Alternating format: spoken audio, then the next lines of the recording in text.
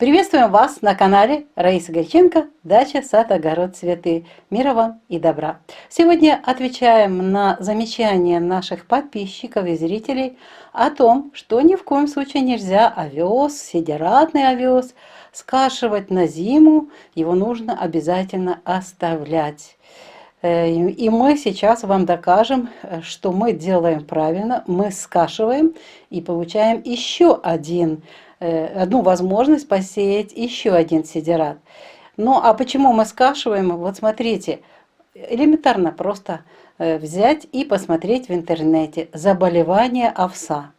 Ну и выписать их, и потом пойти посмотреть на грядку и увидеть вот только часть этих заболеваний. Там с десяток заболеваний, с десяток даже более вредителей, которые привольно себя чувствуют в этот период. Тепло, хорошо, кушать есть что, можно размножаться. И вот это все на следующий год в полном составе будет выходить из почвы. И там, где росли наши сидераты, овес тот же, естественно, все это будет выбираться наверх и дальше вредить. И болезни будут вредить, и будут вредить вредители. Вот я хочу назвать только несколько заболеваний, которые мы наблюдали. Вот только начинаются туманы, появляются сразу же на листьях овса, и, кстати, ржи, мучнистая роса, антракноз, стеблевая ржавчина. Это вообще очень часто, уже дождик прошел, прохладные ночи, и сразу же появляется эта ржавчина. Белая пятнистость, септориоз, корончатая ржавчина, ложная мучнистая роса. Это только некоторые, а есть их очень много. Ну и вредители, здесь нельзя промолчать о клопах-черепашках, которые прекрасно могут здесь размножаться и на зиму где-то там вниз под корешки, под листики забираться, а на следующий год уничтожать все растения. Вот откуда у нас всякие клопы-черепашки.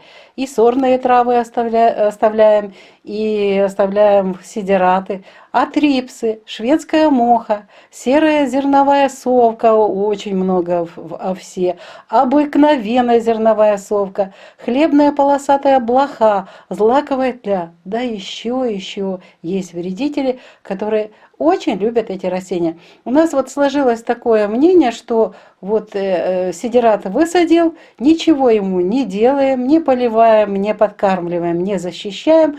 Это вот такое растение, которое само себя защищает и защищает нашу грядку, убирает усталость почвы и заправляет зеленым удобрением собой. Да, корни это хорошо, прекрасно, но если очень много вредителей, тогда нужно, если оставлять на зиму, тогда нужно обязательно такими мощными фунгицидами химическими работать. Не буду их называть, но обязательно это делают предприятия, которые выращивают. Там целый набор вот этих химических веществ, которые нужно использовать для защиты овса. Естественно, химические препараты для того, чтобы одолеть вот этих вредителей. Все это мы знаем, мы подкармливаем и даже иногда защищаем, особенно если это горчица или масляничная редька, мы обязательно обрабатываем против вредителей. Это тоже затраты, но это стоит того. Мы убираем усталость почвы, это самое тяжелое для почвы. Выделяются одним и тем же растением яды, и эти яды потом влияют на последующие посадки. Тот же картофель, если на одном том же месте высаживать, будут те же проблемы. Постепенно и урожайность падает, и растения болеют, сразу же начинается вегетация с проблем. Поэтому нужно... Так, мы вот делаем так, мы скашиваем, заделываем почву, готовим почву, и следующий сидерат еще успеем высадить. Если будет тепло, мы успеем еще и тот сидерат заделать почву. Все будет нормально, на маленькой грядке не будет никаких проблем, тем более, что у нас как раз почва суглинки, глина была, и вот мы ее довели до такого состояния, что мы постоянно закапываем зеленую массу, но, естественно, Вот эту зеленую массу, это сидираты, которые нужно выращивать, тоже ухаживать, подкармливать, защищать. Вот такая у нас очень важная тема. Я ответила на ваше замечание по поводу того, что мы должны оставлять. Если уж оставлять, тогда нужно сильно химичить все. Смысл тогда этого сидирата, если мы будем продолжать убивать и растения, и убивать почву, и воды, в которые попадают потом с дождями, с осадками вот эти все части препаратов. На этом мы завершаем наше відео. Всего вам самого доброго. До новых встреч на нашем канале. Вітаємо вас на каналі Раїса Горяченко «Дача, сад, город, квіти». Миру вам та добра. Сьогодні ми відповідаємо на зауваження деяких наших підписників стосовно сидирата, сидиратної культури, яка називається овес.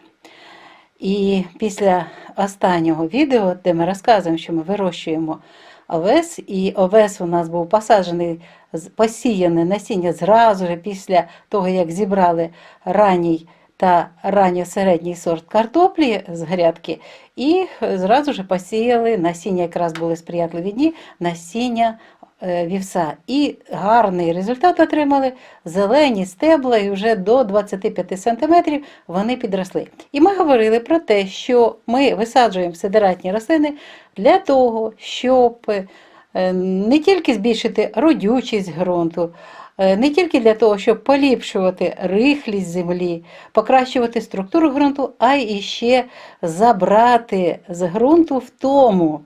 Ґрунтовтома називається, або ґрунтостомлення для землі, якраз вирощування однієї культури. І також одна культура сидиратна також теж саме буде ґрунтостомлення ґрунту.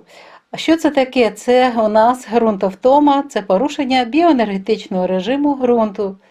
І оце порушення призводить до накопичення у ґрунті специфічних хвороботворних організмів. І навіть такі яди виділяються корінням однієї тієї ж самої рослини, що після 2-3 років там взагалі не можна садити одну і ту ж саму культуру. Потім треба дуже багато років все робити, щоб зовсім інші культури росли і ґрунт став здоровим. І сьогоднішня тема як продовження. Ми пояснюємо, чому ми виростили до 20-25 см зелену масу овса, вівса, і ми його стригли, тобто чоловік пройшовся по зеленій масі, зробив її мілесенькою, а потім була ця зелена маса загорнута у землю. Чому ми це робимо? І зараз ми вже готуємося до посіву іншого сидиратної рослини, і ця інша сидиратна рослина у нас вже буде зовсім з іншого сімейства, це у нас буде гірчиця. То були у нас зернові сидирати, тепер у нас буде якраз хрестоцвітні рослини. Гірчиця зовсім друге сімейство. І ось чому ми зароблюємо все це в ґрунт. Рослина сидиратна, вона точно така ж, як інші рослини. В неї є шкідники, в неї є хвороби. І уявляйте собі, коли ми стараємося вирощувати картоплю, помідори, огірки, і весь час слідкуємо за цими рослинами, даємо їм добрива, даємо їм водичку вчасно, потім ми їх обов'язково захищаємо від хвороб, від шкідників. А цю рослину посадили, і от є така думка, що от посадив і зразу багато зелених добрив, і нічого там робити не треба. Не поливати, а не захищати рослину і не підживлювати. Якраз навпаки. Треба також з цією рослиною поводитися, як з нашими овочевими рослинами.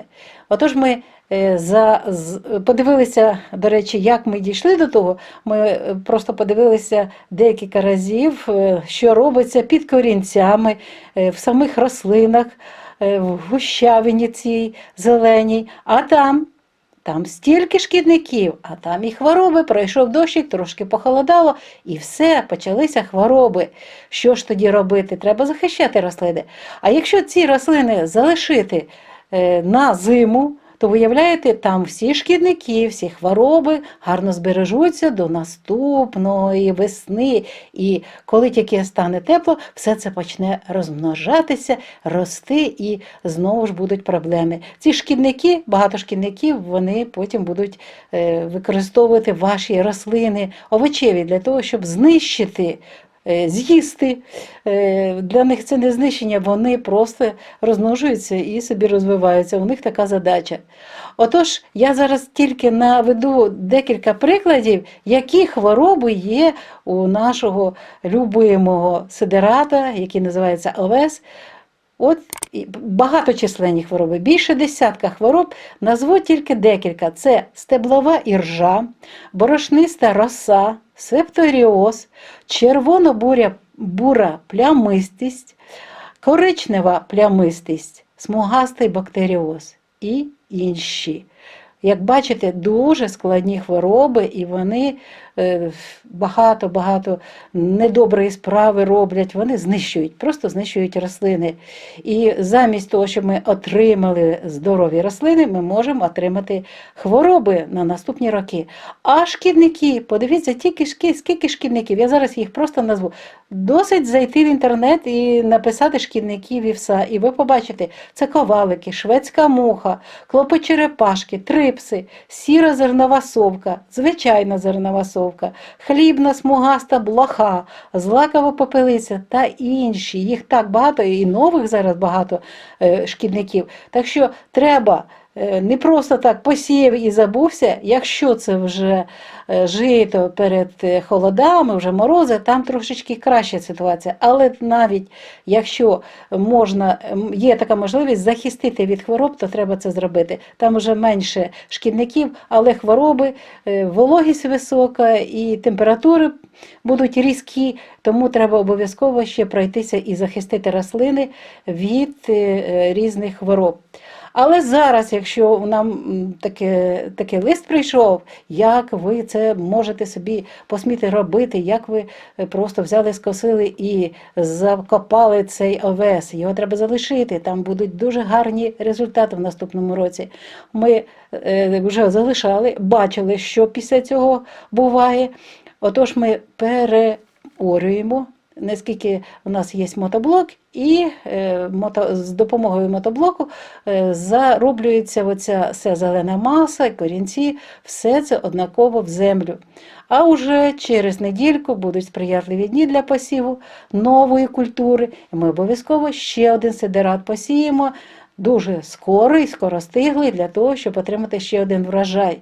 І будемо дивитися знову ж таки по ситуації. Якщо буде прохолодно і не буде шкідників, ми будемо залишати. Але вже декілька років ми проводимо оприскування рослин, сидератних рослин, проти шкідників і проти хвороб. Тому що, якщо їх залишити, то в наступному році стільки, от я назвала ці хвороби перейдуть і деякі на ті рослини, які ми будемо вирощувати. І потім не будемо знати, що робити з тими рослинами, як їх захищати. А тоді приходиться використовувати сильну хімію. До речі, коли використовують в великих господарствах, вирощують пшеницю, озиму пшеницю, озиме жито та інші озимі культури, той же овес, то там завжди використовуються сильні хімічні фунгіциди і також інсектициди хімічні для того, щоб захистити від шкідників. Дуже багато всіх тих, хто хоче скористатися плодами наших справ, наших рук, тобто рослинками. Ось чому ми вам показуємо, чому ми зробили такі милесенькі кусочки, порізана у нас зелена маса і вже в землі знаходиться. Там у нас волога є і будуть дощики вже друга половина вересня, і обов'язково ми вже посіємо на зростаючому місяці, посіємо ще один сидерат, гірчицю. А вже потім будемо бачити, якщо є необхідність, обов'язково будуть оприскування, але обов'язково необхідно також ці рослини буде підживити комплексними добривами. І вони будуть дійсно гарно рости, і буде дійсно багато зеленої маси. І вона буде дуже корисна для нашої землі. Дійсно стане зеленим добривом. Ось така у нас тема. Ми відповіли на зауваження наших підписників, що ми неправильно робимо, що необхідно залишати. Чому ми не залишаємо наші рослини? Ми вирощуємо 2 сидерати і обов'язково дивимося, слідкуємо за тим, щоб на нашому городі не розводилося дуже багато цих шкідників та не було багато хвороб. І використовуємо біофунгіциди та біоінсектициди для того, щоб і земля здорова була, і екологічно чисті овочі отримувати на наших грядках. На все добре. Відео підготували Раїса Горіченко та Олександр Волік. Бувайте здорові! До нових зустрічей на нашому каналі.